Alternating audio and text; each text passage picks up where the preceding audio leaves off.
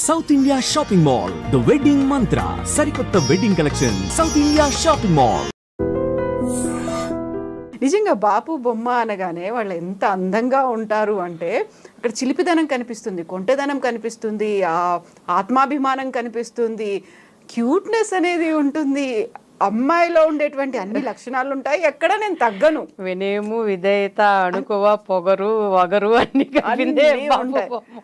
And కళ్ళలోనే తెలిసిపోతూ ఉంటుంది ఎవరు ఏంటి అనేది అంతా కూడా. అట్ ద సేమ్ టైం అక్కడే వాళ్ళ మీద నిప్పులు కురిపించేయచ్చు, అక్కడే కన్నీళ్ళు వచ్చేస్తూ ఉంటాయి. యాక్చువల్గా తీసుకునేటువంటి కేర్ కూడా సపరేట్గా ఉంటుంది కదా మిగతా డైరెక్టర్స్కి, బాపు గారికి తీసుకునేది కదా. నిజంగా నాట్ బాపు గారు అని విడదీయలేము. ఇది తల మొండెము ఎలా అంటారో బాపు రమణలు ఒకళ్ళ బాడీ అయితే ఒకళ్ళ హెడ్ అండి. సో వాళ్ళిద్దరిని విడదీయలేము. కానీ నిజంగా ఐ లవ్ దెమ్ అండి. ఎంత అంటే నాకు గుండెల నిండా ఎప్పుడు వాళ్ళంటే కృతజ్ఞత. బాపు గారిని చూస్తే నా నోరు మాట్లాడలేదు కానీ నా కళ్ళు మాట్లాడతాయి. ఏమీ స్వార్థం లేకుండా ఈరోజు చాలామంది లైక్ ఒక్కొక్కళ్ళ హీరోయిన్కి ఒక్కొక్కళ్ళు ఏమంటారు గాడ్ ఫాదర్ ఉన్నారు ఇండస్ట్రీలో. వాళ్ళలో కొంత స్వార్థం ఉంటుంది, అన్ని విధాల స్వార్థం ఉంటుంది. ఒకరికి శారీరకంగా స్వార్థం ఉండొచ్చు, లేకపోతే ఫైనాన్షియల్గా స్వార్థం ఉండొచ్చు. నిస్వార్థంగా ఎటువంటి ఒక తండ్రి బిడ్డల అనుబంధం ఎలానో అటువంటి అనుబంధంతో నాకు అవకాశం ఇచ్చిన వారు బాపు రమణల గారు. నాట్ ఓన్లీ బాపు రమణల గారు, అమ్మ శ్రీదేవి గారు కానీ, బాపు గారి మిస్సెస్ గారు కానీ, అసలు ఇప్పుడు వరా గారు కానీ, అక్కడ ఉన్నటువంటి రమణ గారు కానీ, ఆ టీం అంతా ఎట్లా అంటే మాకు ఒక ఫ్యామిలీ బాండేజ్ అనమాట. అసలు సమ్మర్ వచ్చినప్పుడు ఇంటికి వెళ్ళామంటే చక్కగా కూర్చొని వాళ్ళతో కష్టాలు సుఖాలు మాట్లాడుకొని. అండ్ అమ్మ ఇప్పుడు తెనాల నుంచి ఊరగాయ పచ్చళ్ళండి. బాపు గారి కంటే అమ్మ సపరేట్గా పెట్టేవాళ్ళు, వెల్లుల్లిపాయలు అవన్నీ వేయకుండా మంచి ఆవ నూనె అవన్నీ వేసి. సో మాకు ఏ కష్టం వచ్చినా కూడా నేను మ్యారేజ్ అయిపోయి నేను మైసూర్ వెళ్ళిపోయినాక కూడా ఫ్యామిలీలో చిన్న చిన్న ప్రాబ్లమ్స్ వస్తే నాకు ఎందుకో ఒక తండ్రిలాగా ఆయనతో చెప్పుకోవాలని నాకు తెలియకుండానే ఉత్తరాలు రాసేసేదాన్ని బాపు గారికి. అప్పుడు ఇలాంటి మొబైల్ ఫోన్స్ లేవు కదా. వెళ్ళినప్పుడు సార్కి మా బాబు వాళ్ళ బర్త్డే కళ్ళ నిండా నీళ్ళు వచ్చేది. మెల్లగా అలా చేతిలో కవర్ పెట్టేసి నమస్తే పెట్టి వచ్చేసేదాన్ని. ఎక్కువ మాట్లాడేవాళ్ళం కాదు కానీ తెలియని ఒక హృదయానికి ఉన్న కనెక్టివ్ అంటారు కదండి, అది నాకు సార్తో రమణ గారితో. అండ్ నేను యాక్చువల్లీ మిస్టర్ పెళ్ళం నేను చేయాల్సింది. మినిమం మ్యాక్సిమం ఎక్స్ట్రీమ్ వాళ్ళు కృషి చేశారు. అనౌన్స్ కూడా చేసినట్టున్నారు కదా. అనౌన్స్ అందరూ అనుకున్నారు అప్పట్లో. ఓకే, ఈ తినే చేస్తుంది అన్నప్పుడు రాజేంద్ర ప్రసాద్ గారేమో దివ్యవాణి గారు వద్దు అని చెప్పని, నా తప్పు నా పాపం ఏమీ లేకుండా నేను సారీ చెప్తానండి కూడా అని నేను చెప్పిన తర్వాత మిస్టర్ పెళ్ళం చేసినాక వాళ్ళకి ట్రూత్ ఏంటని అర్థమైనాక పెళ్లి కొడుకు చేశారండి. కేవలం నా కోసమే చేశారు ఆ సినిమాలో. ఈ సినిమా అమ్మాయి మిస్ అయిపోయింది, అమ్మాయి బాధపడకూడదు అని చెప్పని చేశారు. నా బ్యాడ్ లక్ అది కొంచెం అనుకున్న విధంగా లాభాలు రాలేకపోయింది ఆ సినిమాలో. అప్పట్లో అది బంగారు పిచ్ కానీ చంద్రమోహన్ గారు, విజయ నిర్మల గారు చేసిన మూవీ అనమాట. సో అట్లా ఇండస్ట్రీలో ప్రతి ఒక్కరికి ఒక గాడ్ ఫాదర్ ఉంటాడు. ఏ గాడ్ ఫాదర్ లేకుండా దేవాతి దేవుడే నాకు మార్గం చూపించేవాడిగా, లైక్ మా అమ్మగారు ఒక క్రమశిక్షణమైన మార్గంలో. అండ్ బాపు రమణ గారు ఇప్పటి వరకు ఏ హీరోయిన్ అయినా కూడా ఈ అమ్మాయి ఏ సినిమాలు అంటే ఎత్తుక్కొని పది చెప్పాలి. ఏ హీరో అయినా సరే ఏది అంటే వాళ్ళు ఎంత పెద్ద స్టార్లైనా చెప్పుకోవాలి. బట్ తెలుగు చరిత్ర అనేది ఉన్నంత వరకు పెళ్లి పుస్తకం అంటే దివ్యవాణి అంటే పెళ్లి పుస్తకం. హీరో క్యారెక్టర్ కూడా డామినేట్ చేసే విధంగా నాకు అది ఒక పడటం అనేది లైక్ నాకు ఒక దేవుడిచ్చిన ఒక అదృష్టం అండి.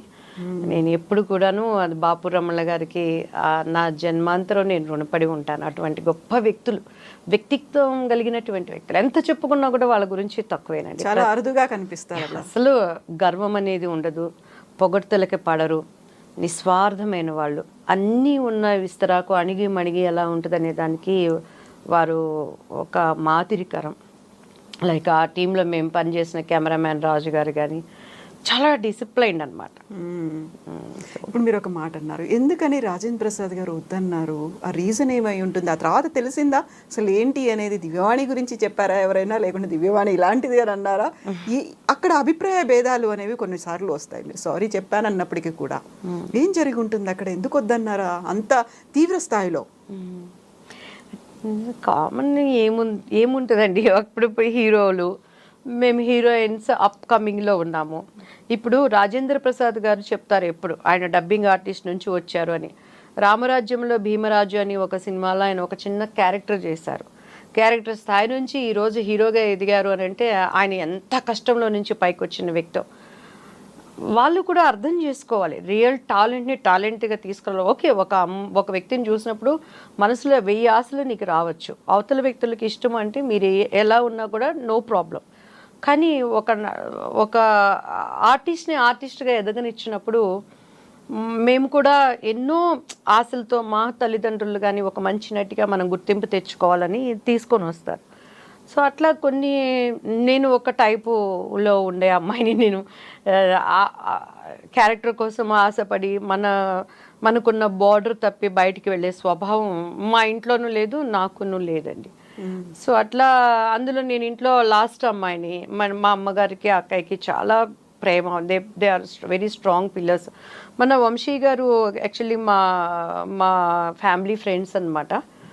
ప్రవీణ్ గారు వాళ్ళు, మేము ఒక మూవీ చేద్దామనే ఉద్దేశంతో మన పెద్ద వంశీ గారిని కలవటానికి వెళ్ళినప్పుడు ఆయన అదే చెప్పారు, అసలు ఈ అమ్మాయి ఎవరో మాకు తెలియదండి, ఈ అమ్మాయి ఏ రోజు ఒక సినిమా ఆఫీస్ గడప ఎక్కి దిగలేదు, వీళ్ళ అమ్మగారు తెలుసు, వీళ్ళ అక్కగారు తెలుసు కష్టపడిన వాళ్ళలో, కానీ ఈ అమ్మాయిని ఇప్పుడు అసలు బయటికి రాలేదు. సడన్గా బాపు గారు మూవీలో రావటం అని చెప్పని ఆ పెళ్లి పుస్తకంకున్నటువంటి స్క్రిప్ట్ బుక్ మొత్తం వంశీ గారి దగ్గర ఉందండి. ఆయన అది చూపించగల నాకు కళ్ళెమ్మట అలా నీళ్ళు వచ్చేసినాయి. సార్ ఇది ఎప్పటికైనా నాకు ఇవ్వరా ప్లీజ్ అని. ఎందుకంటే అది స్టార్టింగ్ నుంచి కూడా శుభం కార్డు వరకు సినిమా మొత్తం ఆ బుక్లో బాపు గారి ఆర్ట్తో ఏదైతే మేము వర్క్ చేసామో అదంతా బైండ్తో ఉందండి. బైండింగ్ బుక్ అనమాట, పెళ్లి పుస్తకం అని చెప్పిన. నాకు అసలు చూస్తే ఆహా ఇది నాకు దొరికింది, ఎప్పటికైనా సరే వంశీ గారిని బ్రతిమలాడి సార్ నా పుస్తకం నాకు ఇవ్వండి నేను అడుగుదాం, అంత అదృష్టమా నాకు అని చెప్పని అన్నానండి. అట్లా నన్ను ఇండస్ట్రీలో వచ్చిన కష్టం అంటే నాకు తెలియదు, నలుగురితో మాట్లాడటం అంటే నాకు తెలియదు. ఏ రోజు క్యారెక్టర్ల కోసం వెళ్ళి ఒకళ్ళ దగ్గర నేను మాట్లాడలేదు. రావటం పర్చూరి శారదాంటి గారి ద్వారా పర్చూరి గోపాలకృష్ణ గారు వాళ్ళ ఇంట్లో వాళ్ళ పిల్లలతో ఒక పిల్లల్లాగా ఉండేవాళ్ళు, కానీ ఆ క్యారెక్టర్ల కోసం ఇలా ఉండాలి అలా ఉండాలి అనే అనుభవం మనకి లేదండి. సో లక్కీగా మా ఇంటి పక్కనే ద్వారకి అంకుల్ ఉండేవాళ్ళు. నా 15 years అప్పుడు 10th ఎగ్జామ్ అయిపోయి వచ్చాను, 14 కంప్లీట్ అయ్యి 15 years నాకు. డాన్స్ రాజే డాన్స్ అని వాళ్ళు కన్నడ మూవీ చేస్తున్నారు, లీలావతి గారి అబ్బాయి అనమాట. ఈ అమ్మాయి ఎవరు బాగుంది బొద్దుగా పిల్ల అని అంటే నాకు అసలు కన్నడ రాదు, తమిళ్ రాదు, ఏమి రాదు.